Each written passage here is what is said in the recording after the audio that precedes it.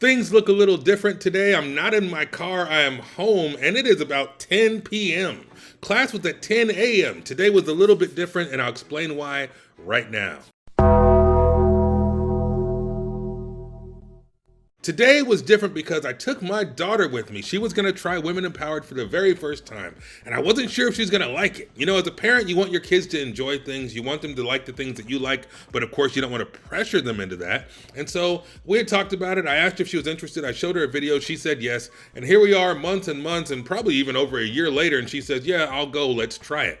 But I think she had ulterior motives. And the reason why I say that is because she's taking her driver's test next month, and I told her, I said, hey, if you go with me to Jiu-Jitsu, you can drive the whole way home. And that's about a 40-mile drive. And so she wants to get some driving practice. I want to get my Jiu-Jitsu on. I want to see if she would like Women Empowered. And so it's kind of a match made in heaven. So we got together this morning, grabbed some Starbucks, hit the freeway, went to Gracie University, and today was class number 14, the double ankle sweep, aka the dummy sweep. I talked about that before, and the guillotine with the guard pull. Now, everything that I've been doing in Gracie University so far, when it comes to going from standing to on the ground, has not been as smooth as I would like. I've been really working on my break falls, really working on my guard pulls, working on everything because I want it to be smooth. When I did Taekwondo and Hapkido and things back in the day, when we would go to the ground, we had like a big slap, a big sound, a big break fall. I learned break falls when I was 12, 13 years old, okay? But obviously I'm bigger, I'm heavier, I'm not as mobile, but I'm so used to slapping the mat, making a big noise, but when you watch some of the OGs do it, you watch Henner do it, you watch the instructors do it, they could break fall and, you know, do all these techniques with very little noise. And I thought, okay, so why am I going so big and so loud? Can I do it in a controlled way? Can I do it smoothly? And you know what? Today, I felt like I did it pretty damn smooth. Let me explain what I mean. When it comes to the double ankle sweep, of course, that's like a big timber kind of move. You might make some noise, you might slap a little bit. In fact, I'm pretty sure that when Sam and Henner were teaching it today, they had a pretty big, break fall, made a pretty big amount of noise. But things like the guard pull, I used to kind of plop a little bit. So what I focused on was doing more of like a squat and slide, which that's how they teach it at Gracie University. It's more of a squat and a slide rather than a plop and slide. But I had to kind of retrain my body a little bit because some of the plopping I've done in the past with the variety of things, whether it's Taekwondo or professional wrestling or whatever it was, I felt like I needed to get it better and under control. So the way I kind of explained it to myself, the way I told myself is to squat down like a baby taking a poop. You ever watch a baby squat down to do a little number 2 in the diaper? I want to squat down like that and then slide back. It's kind of like moving the seat in a car, right? Squat, grab the little lever. Remember the old manual seat adjustments? Some of us still have those if you have a cheap car. You grab the lever and you slide back. So that was kind of my goal. Squat down, slide back. Squat down, slide back. And so I've been doing that and it worked out pretty well today. It was very smooth. I felt like it was pretty much spot on today. I didn't feel like the guard pull was clunky like it was maybe in the past. But the one thing that was clunky that I think I fixed today was the actual guillotine once you got to the ground. I felt nervous about holding the guillotine going to the ground because I've got somebody's neck under my arm and I'm not light. So if I go down, it might end up like a Jake the Snake Roberts DDT or something. Right? I don't want to DDT the guy. I don't want to like drive his head into the freaking ground. So when I would do the guard pull, I would almost always let it go. I would almost always release it so that my partner didn't feel trapped or it wasn't too much pressure or I didn't put too much weight on him. And my partner today, Brad, who's awesome, he was my partner yesterday, Friday morning as well. He was like, nah, dude, hold on to it. I was like, I'm a little nervous. He's like, nah, you're good. If I get nervous or if I get scared, I'll let you know. And so I did it. And it was great. It worked. I was able to hold the guillotine and do the guard pull, and it was perfect. He tapped, you get your little crunch, little twist to the side. Boom, he tapped, and it was great. Except once I had, crunched over and was kind of leaning back and getting the guillotine going, I couldn't release his neck. My arms were trapped. It was too tight in there. And so I said, well, holy crap, what am I going to do? And then it was like the eureka moment. Brad was like, well, you got to go from the side crunch back to neutral. So I'm like, okay, yeah, that makes sense. And I'm pretty sure Henry said that too. And then he said, and you just sit up. And I thought, sit up? I thought I was just supposed to release it.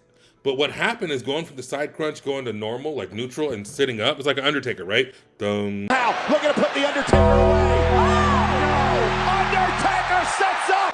Oh, book approved. You got to sit up. So when I would sit up, of course, I had the room to let go. So I was like, oh, holy crap, this works now. instead of feeling like I've got the guy super trapped and super tight and I might hit him with a DDT, or feeling like I wasn't going to be able to let it go, because I don't ever want my partner to feel like they're trapped or like they can't breathe, or that I'm not going to release the technique.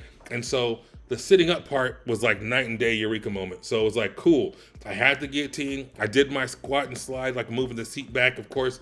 I got the guillotine on the ground, boom, he taps, and then I have to go Undertaker on it, right? I got to get back to neutral, and I got to sit up, and that gave me the room that I needed to let it go. So anybody that maybe you're having trouble, or you feel like it's too tight, if you're a big guy like me and you feel like you don't want to, like, you know, crunch the neck too hard, or you don't want to put too much weight on it or whatever, you can pull it off. You just have to be intelligent about it. Make sure you squat, make sure you slide. Once you get to the right position and you crunch, you got the guillotine working, make sure you hold that sucker. But when it's done, get back to neutral, Undertaker it up, let him go. So I was able to get some really good solid reps in today. Brad was not afraid. He was good to go. Of course, today was Brad's 4th stripe, so congrats to Brad on that.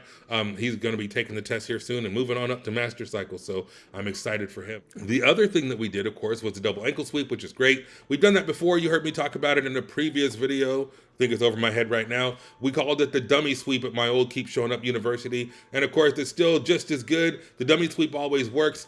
I like the kick variation, of course, that sends you flying. One thing I was proud of too was my transition from as the sweeper to getting back onto mount, which is great. A big detail was using that hand to kind of guide you to where you want to be. You got to get the knee down, hips up, and swing over, swing around. So Henry watched me do it. He said, hey, that was really good, and I was excited about that. And of course, once we did the kick variation, having to do the technical stand-up, which has been challenging for me in the past, it's almost there. It's closer than it's ever been. And even Henry gave me a compliment on, hey, that was a good stand-up. And I thought, thanks, bro, because he knows.